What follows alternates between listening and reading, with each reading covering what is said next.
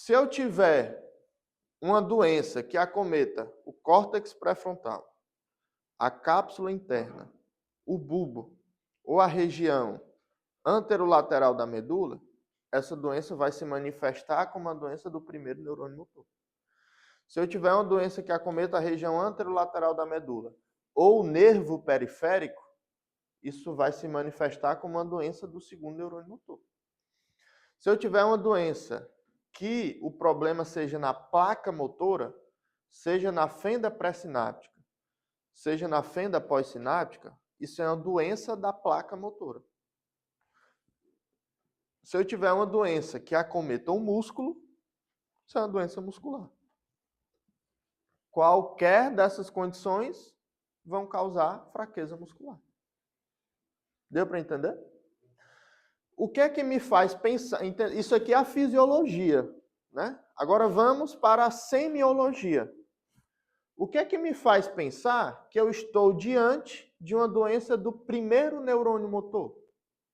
Claro, fraqueza muscular. Mas, além da fraqueza muscular, na maioria das vezes, esse paciente tem ou não tem uma alteração sensitiva? Pode até não ter, em uma doença que seja exclusivamente motora, como por exemplo a ELA, esclerose lateral amiotrófica. Mas na maioria das vezes tem também alteração sensitiva, quando a doença é do primeiro neurônio motor. Quando a doença é do primeiro neurônio motor, eu tenho a famosa síndrome piramidal, que é caracterizada pelo quê? Por hipertonia, por espasticidade, por hiperreflexia. Certo? Por hiperreflexia. Pelo que mais? Sinal de Babinski positivo. Ou seu equivalente, que é o sinal de Hoffman.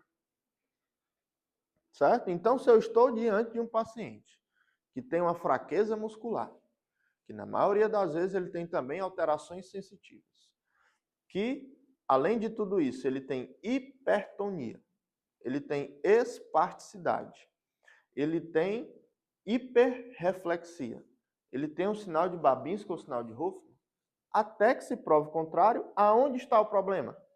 No primeiro neurônio motor. Se eu identifiquei que o problema está no neurônio motor, eu já sei qual o local que pode estar cometido.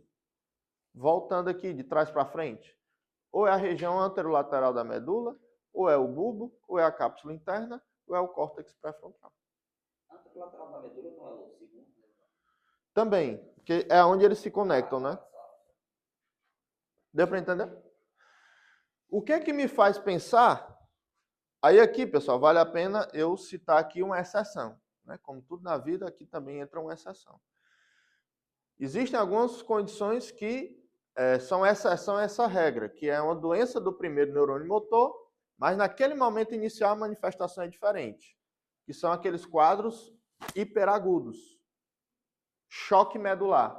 O paciente teve uma lesão medular gravíssima. Ou um paciente com AVC.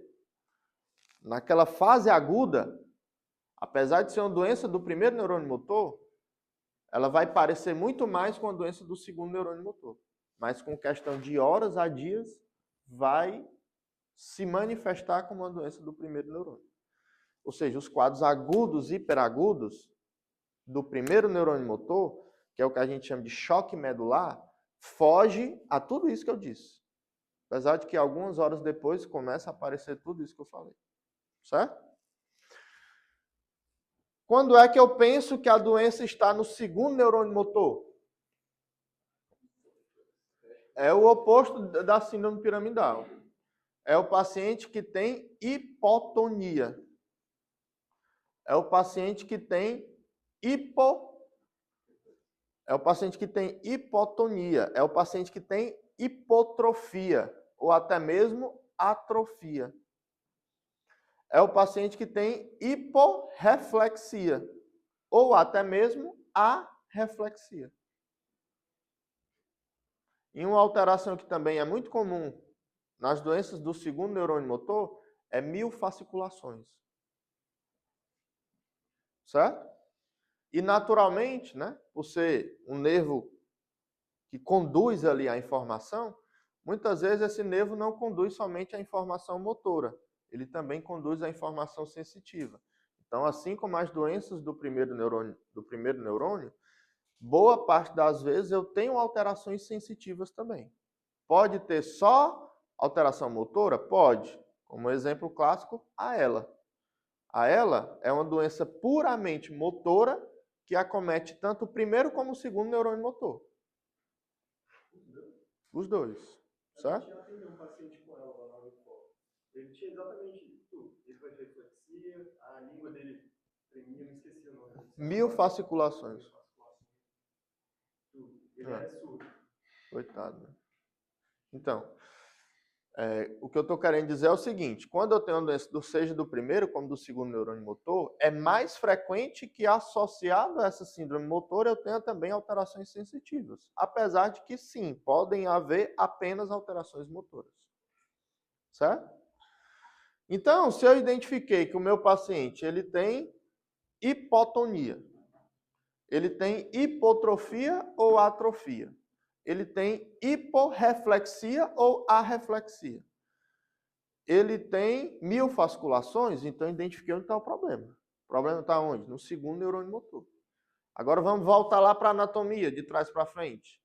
Ou a doença está no nervo periférico, ou a doença está lá na região anterolateral da medula. Deu para entender? Primeiro neurônio, segundo neurônio, agora a gente vai para a placa motora. Certo? A placa motora, quais são as alterações clássicas de uma doença da placa? Geralmente são pacientes que não têm alteração sensitiva. Por quê? Porque o problema está na placa motora. Não está na condução da informação. Ou seja, no segundo ou no primeiro neurônio. A doença é da placa.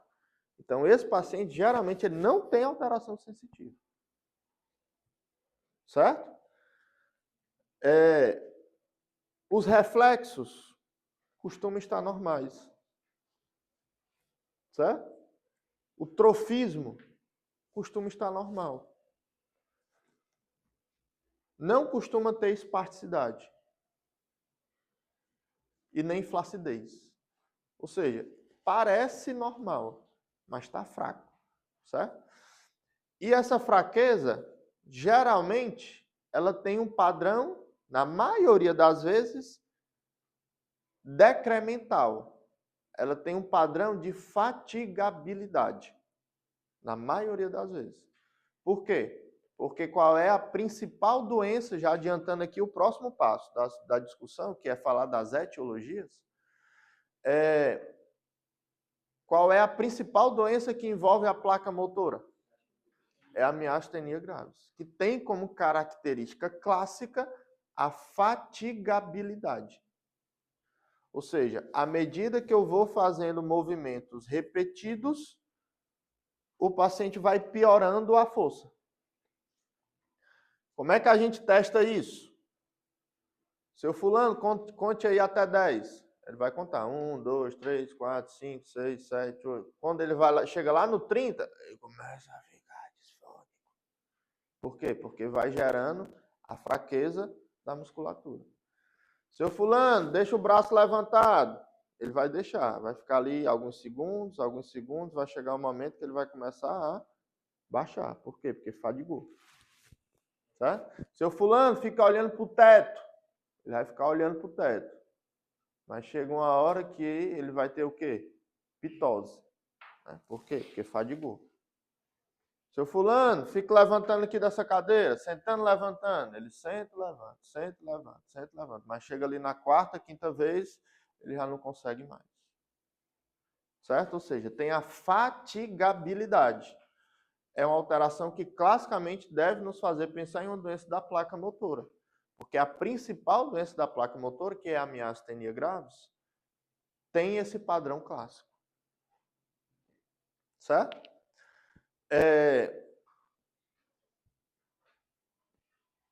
O que é que me faz pensar em uma fraqueza de origem muscular. Aliás, identifiquei que o problema está na placa. Aonde pode estar o problema? Ou na fenda pré-sináptica ou na fenda pós-sináptica. Na fenda pré-sináptica, quais são as doenças? É o Eaton-Lambert e o botulismo. Simplesmente não consegue liberar a acetilcolina. Miastenia graves, onde é que está o problema? Na fenda pós-sináptica. Por quê? Porque existem anticorpos antirreceptor de acetilcolina. Libera a acetilcolina, só que ela não consegue agir porque ela não consegue se ligar ao receptor, porque está cheio de anticorpo ligado a esse receptor. Então, quando eu identifico que o problema está na placa, aonde pode estar o problema? Ou na fenda pré-sináptica ou na fenda pós-sináptica. Deu para entender? A pré Botulismo. e após a Miastenia. Certo? Quando é que eu penso que o problema pode estar no músculo? Uma coisa que é bem óbvia. Geralmente, esse paciente que tem uma fraqueza muscular, porque o músculo está fraco, digamos assim, o que é que ele sente? Dor muscular. Então, é um paciente que geralmente tem o quê? Mialgia. Paciente que tem uma alteração no músculo, ele tem uma alteração sensitiva? Não. Quem é que pode ter alteração sensitiva? É quem tem uma doença do primeiro ou do segundo neurônio motor, que são as vias de condução, seja motora, seja sensitiva. Quem tem uma doença da placa ou uma doença do músculo, não tem alteração sensitiva. Deu para entender? Então, esse paciente tem mialgia. Ele não tem alteração sensitiva. Qual é o padrão clássico da fraqueza desse paciente? É uma fraqueza proximal. Ou seja, não é o paciente que tem dificuldade de apertar minha mão. Isso é a minha força distal. Certo? É o paciente que tem dificuldade de levantar o braço. É o paciente que não consegue pentear o cabelo. É um paciente que não consegue pegar uma coisa aqui que está em cima dele. Se for uma mulher que cuida da casa, né, estender a roupa, né, espanar lá as coisas lá em cima. Certo? É o paciente que tem dificuldade de mexer o pé? Não, mas é o paciente que tem dificuldade de quê? De levantar de uma cadeira. Subir um lance de escada. Certo? Ou seja, não é uma fraqueza distal, é uma fraqueza proximal. Ou seja, é uma fraqueza da cintura escapular e da cintura pélvica. Certo?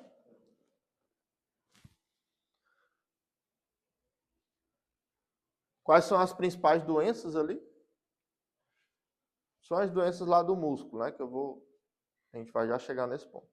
Então, vocês entenderam a fisiologia? Né? O que precisa estar funcionando adequadamente para a gente poder mexer uma parte do corpo? Entenderam?